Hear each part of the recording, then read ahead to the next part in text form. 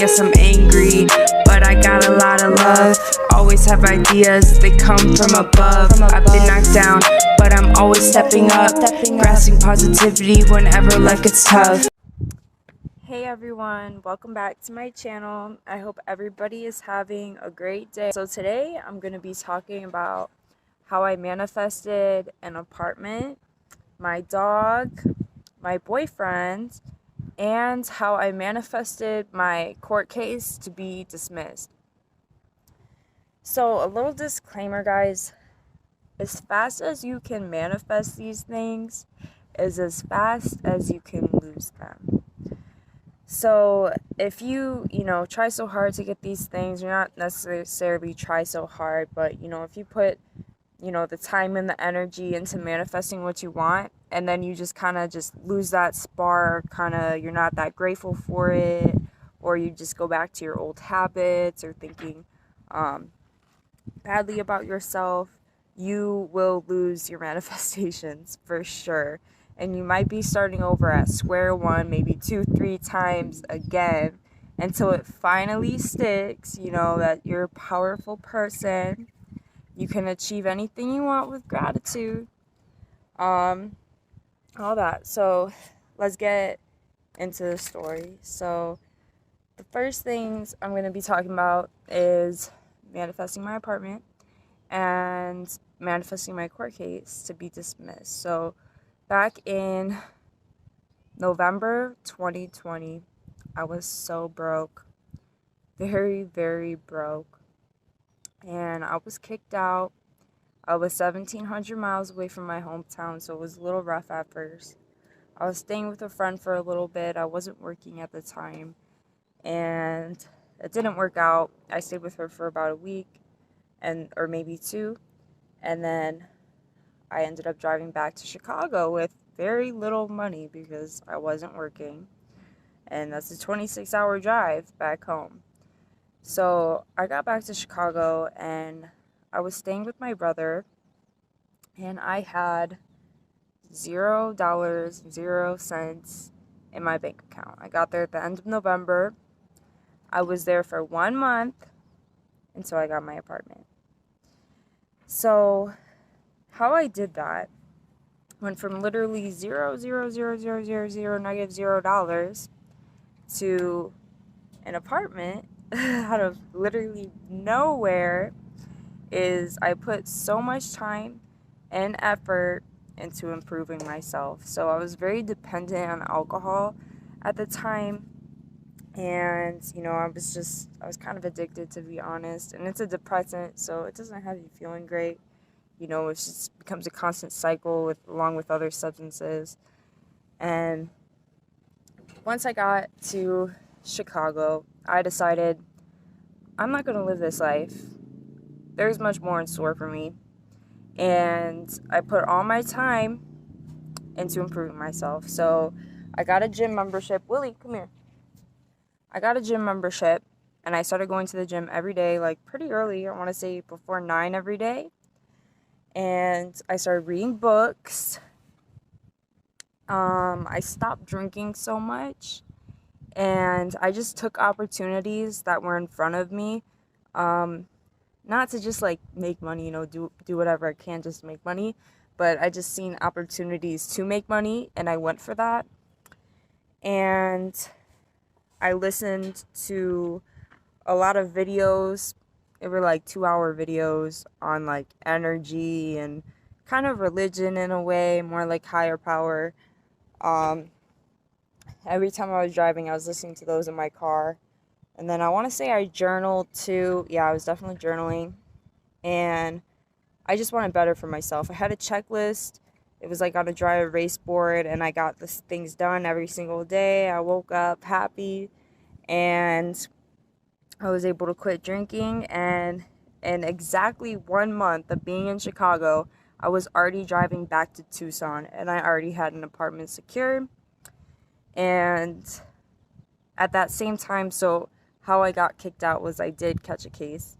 So, but from the second that happened, I knew that it would be nothing. And I kept telling myself over and over and over again, I don't think I was even supposed to be in Chicago, to be honest, because of the case, but oh well, like, they caught me when I had just moved to Arizona, so, and it was for weed too, when it was illegal, but, yeah, so I kept telling myself, you know, there's nothing that's gonna come out of this, nothing's gonna come out of this, so, like, 2 months later, I got this thing in the mail in my apartment, and it was saying how I owed $2,700 for my charges.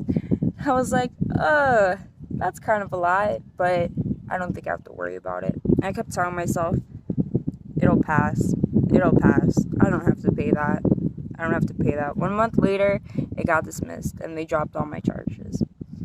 So, I had my nice apartment, I got my case dismissed, and then I guess I'll get into how I manifested my dog now. So, I wanted a dog ever since I originally got kicked out in September of 2020, and I drove halfway across the country and then drove back. So there was a dog that was abandoned near New Mexico, and I was just looking at him like, I should have took that dog. Like, they called animal control, and I was just driving away like, dang, I should have put that dog in my car and just took him with me. And ever since then, I wanted a dog, and in February, I really started to look for a dog on Craigslist. On Craigslist. Because I know a lot of people that got dogs on Craigslist for like free. So I was like, yeah, I'm just going to start looking. I didn't want one right away because I wanted to start working first. And yeah, I just wanted to be a little more, like, with my schedule and all that. But I was already messaging people on Craigslist. And I knew I wanted a small dog. Come here, Willie. Come here. He's with me right now. So I knew I wanted a small dog. But I was never really a fan of Chihuahuas. Like, I'm always nice to them because, like, I feel bad or whatever. But, yeah, so I never wanted a Chihuahua. And then I seen a little, I wanted a Yorkie. So I didn't want a Chihuahua, I wanted a Yorkie. And I seen on Craigslist this one dog that I really, really wanted. And he was a Chihuahua mixed with a Yorkie. He was, like, blackish with, like, other Yorkie colors or whatever.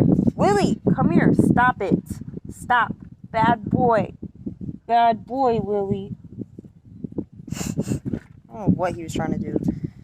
So, oh, hey, baby.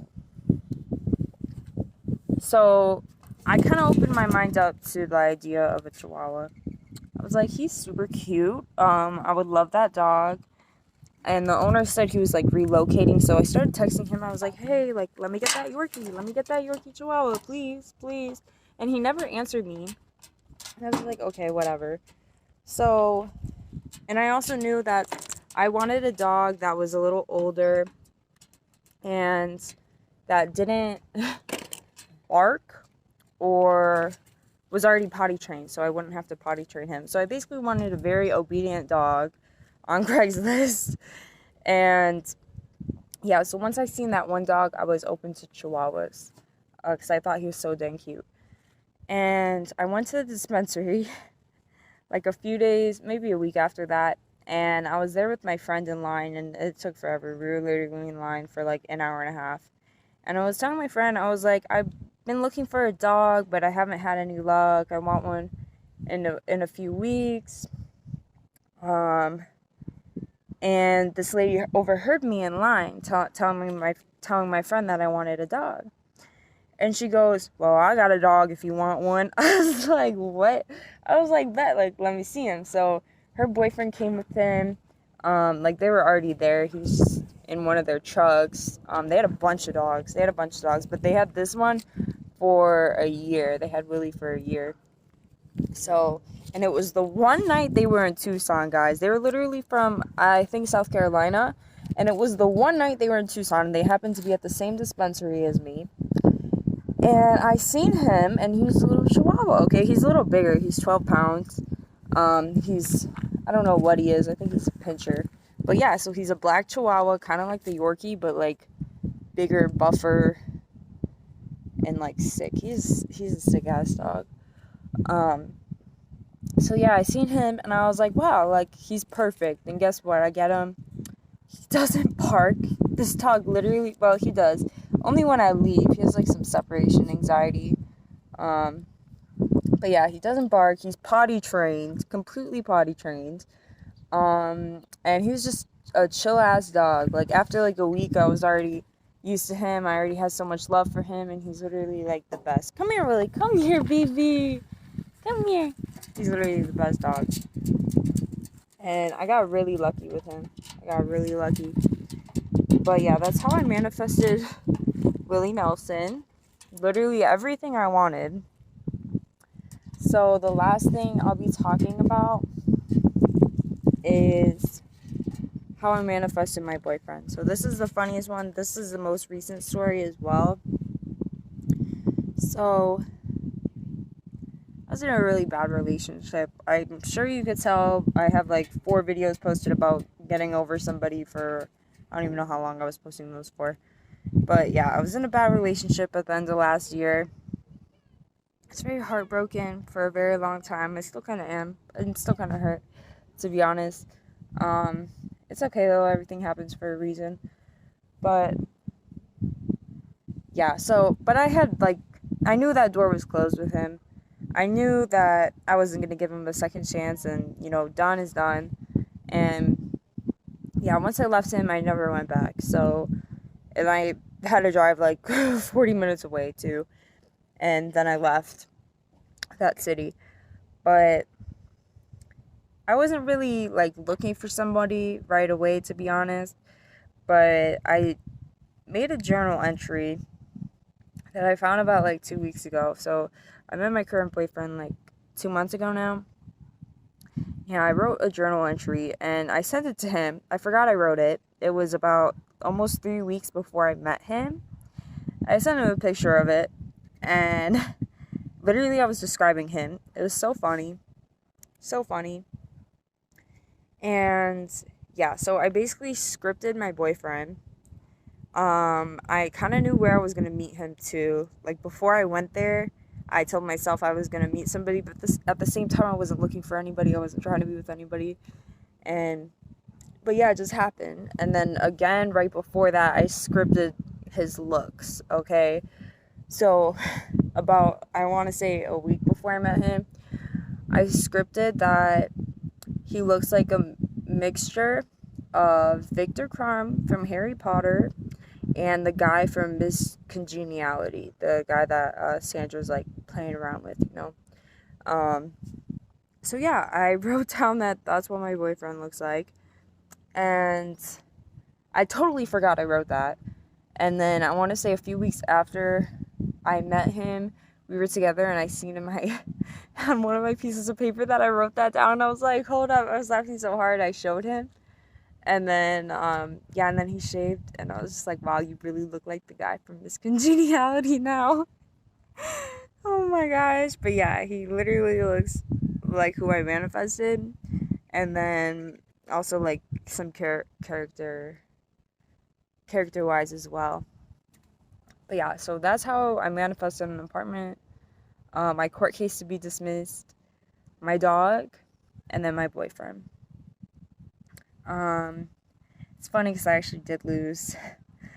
I lost the apartment. I chose to leave it. I thought it's not what I wanted, but I guess it was what I wanted. I just wasn't in the right place in my life. I stayed there for about 8 months, and then I left.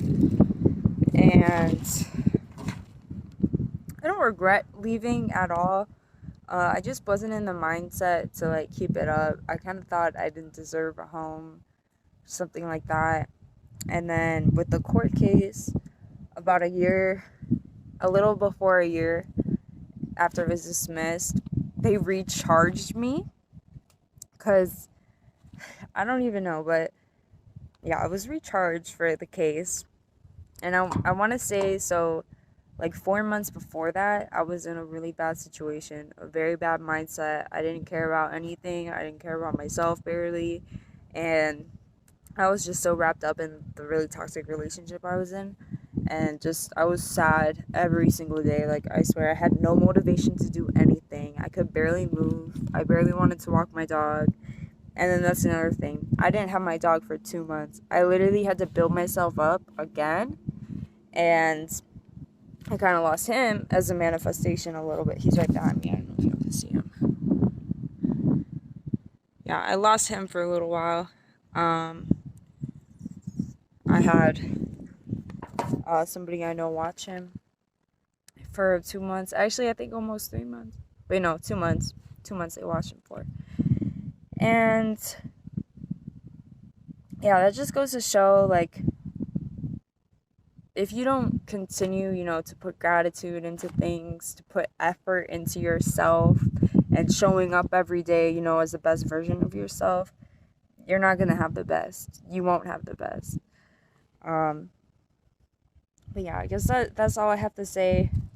I think I pretty much said all my tips. So I started working out. I was reading books. I was setting goals for myself consistently. I was scripting as well. So I was journaling, putting my feelings on paper, unscrambling my brain, and then writing what I do want out of things, what I do want out of life, what I do want out of this situation. So yeah, where energy goes, or where attention goes, energy flows. So if you stay in like a negative black hole spiral, that's going to be your reality. It really will be, and I'm speaking that from experience. I've had good and I've had bad, and you know, from all that, it just taught me you want the good, okay? You want the good things in life, okay? You have to put the time and the energy into maintaining your mood, your frequency, whatever you want to call it, your happiness, because you're all you have, for real. You are all you have, and life is way too short to not be happy. It really is. Like, we're here to experience and enjoy. So yeah, there's just no point in, you know, moping around, feeling sorry for yourself. You know, whatever you want at the end of the day, wherever your energy is, like, that's what you're going to get. But yeah, I hope everybody enjoyed the video. Let me know what you think. Like, subscribe, turn on your notifications. See a new video every week. And that's it. Everybody stay blessed and have a great day. Hustling over time and always having fun. Self-reliant, my mindset's special. I switch my path, I go through different measures. I'm adaptable, I'm full of life. I've died 3 times, I'm destined to survive. You're